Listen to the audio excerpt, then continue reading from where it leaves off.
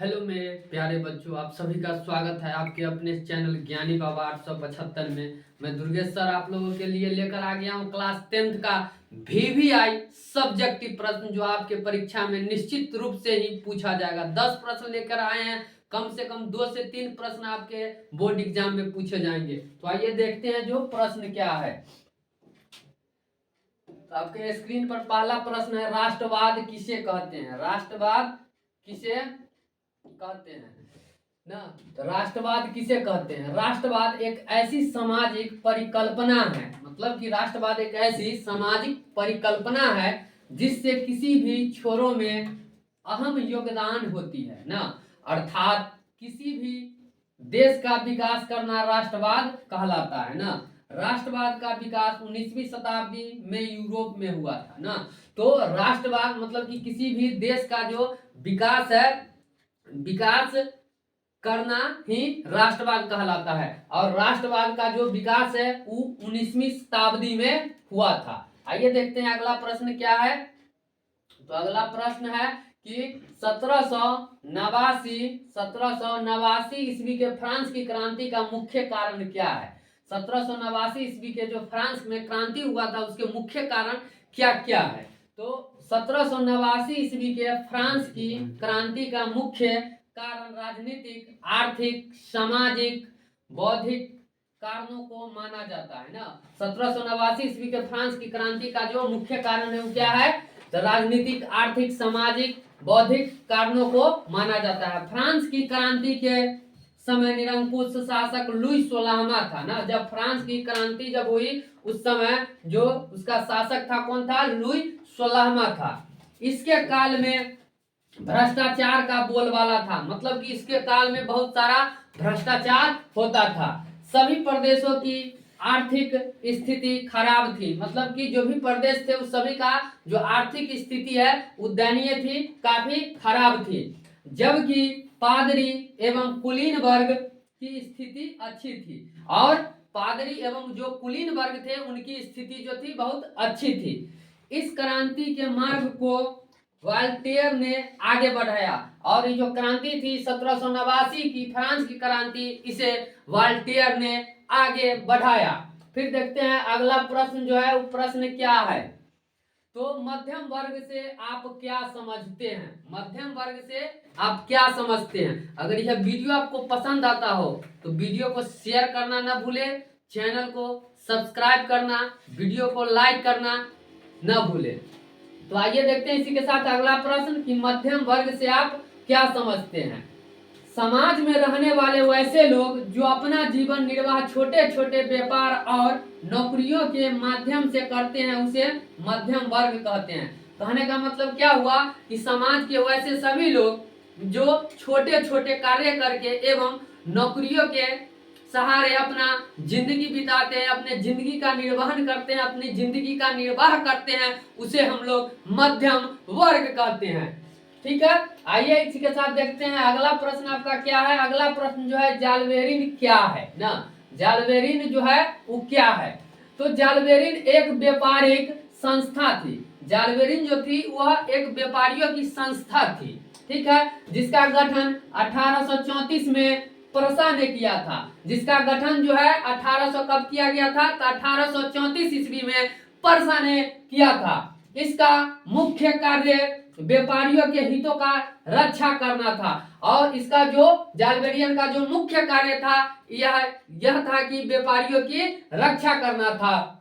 इस संस्था ने पूरे जर्मनी को आर्थिक रूप से एक कर दिया, और ये जालबेरियन जो एक संस्था थी वो क्या किया कि जर्मनी को, पूरे जर्मनी को आर्थिक रूप से क्या कर दिया? एक कर दिया। ठीक है, तो आइए देखते हैं अगला प्रश्न। अगला प्रश्न क्या है? मेजनी कौन था? आपके सामने हम एकदम छाट छाट के, चुन चुन के ऐसे प्रश्नों को रख रहे हैं जो आपके बोर्ड एग्जाम 2024 में इस बार निश्चित रूप से पूछा जाएगा। तो आप वीडियो के साथ लास्ट तक जुड़े रहें, और यदि वीडियो पसंद आता हो तो जरूर चैनल को सब्सक्राइब करें।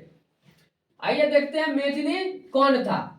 मेजनी साहित्यकार, गणतांत्रिक विचारों का समर्थन और योग्य सेनापति था ना। मेजनी जो था एक साहित्यकार था, गणतांत्रिक विचारों का समर्थन करने वाला था, और बहुत ही योग्य सेनापति था, लेकिन वह तत्कालीन राजनीतिक परिस्थितियों की समझ नहीं रखता था। जो वहाँ जो तत्कालीन राजनीति था उसकी परिस्थितियों को मेजनी समझ उसका नहीं रखता था, अतः उसमें आदर्शवादी गुण अधिक तथा व्यवहारिक गुण कम थे ना। मेजनी में जो था आदर्शवादी गुण अधिक था और व्यवहारिक गुण जो था वो बहुत कम था। ठीक है, इसी के साथ देखते हैं अगला प्रश्न। और अगला प्रश्न क्या है, जर्मनी के एकीकरण की बाधाएं क्या थी। मतलब कि जर्मनी की जो एकीकरण होना था उसमें क्या क्या बाधाएं थी। आइए देखते हैं, जर्मनी के एकीकरण की बाधाएं निम्नलिखित है। मतलब जो नीचे लिखा हुआ है जर्मनी के एकीकरण की बाधाएं क्या है,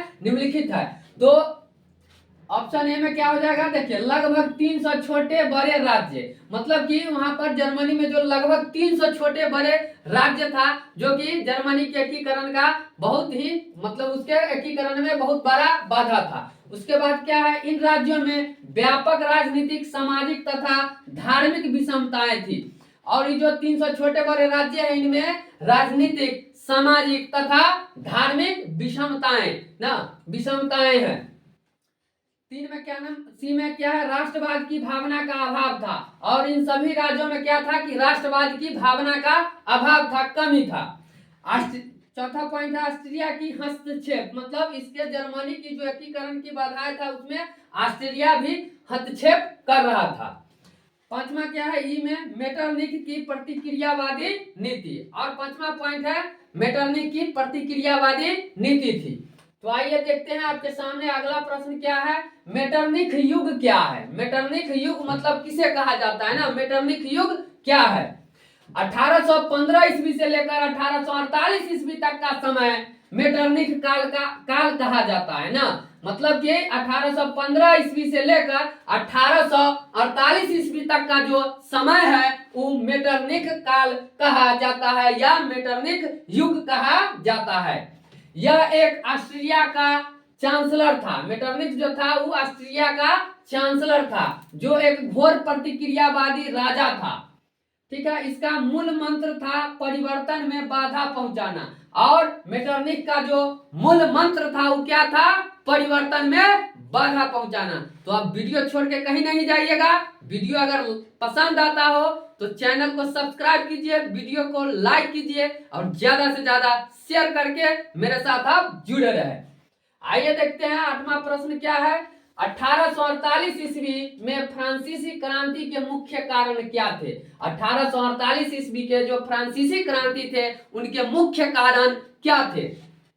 1848 ईस्वी के फ्रांसीसी क्रांति के मुख्य कारण निम्नलिखित है ना। पहला क्या है, मध्यम वर्ग के शासन पर असीम प्रभाव। दूसरा है समाजवाद का प्रसार ना। तीसरा है गीजो नामक कट्टर एवं प्रतिक्रियावादी प्रधानमंत्री का विरोध।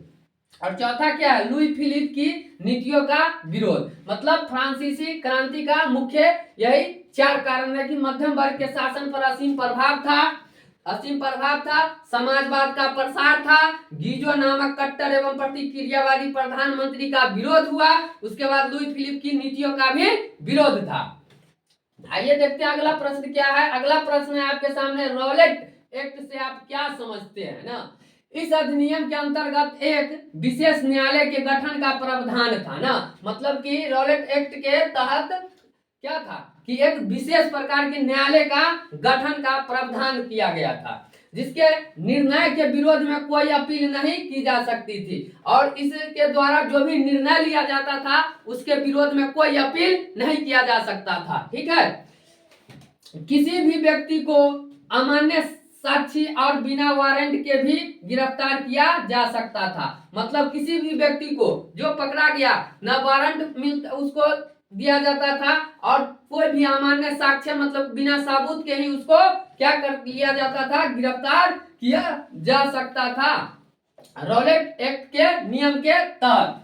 आइए देखते हैं आज का आखिरी प्रश्न ना। ये प्रश्न जो है बहुत ही महत्वपूर्ण है ना। दांडी यात्रा का उद्देश्य मतलब क्या था, दांडी यात्रा जो हुआ उसका क्या उद्देश्य था। तो देखिए उत्तर क्या हो जाएगा, 12 मार्च 1930 अनुयायियों के साथ ना दांडी ऐतिहासिक यात्रा शुरू की ना। सॉरी यहाँ पर कुछ 72 या 78 अनुयायियों के साथ, ठीक है, यात्रा शुरू की, जिसमें कि कितना 24 दिन में 250 किलोमीटर की पद यात्रा के पश्चात 5 अप्रैल को वे डांडी पहुंचे तथा 6 अप्रैल को समुद्र के पानी से नमक बनाकर कानून का उल्लंघन किया ना।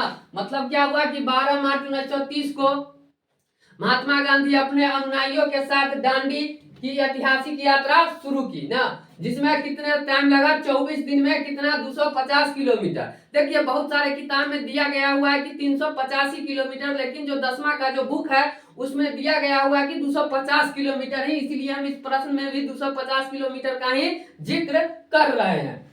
तो पद यात्रा के पश्चात क्या हुआ कि 5 अप्रैल को वे डांडी पहुंचे तथा 6 अप्रैल को समुद्र के पानी से नमक बनाकर कानून का उल्लंघन किया।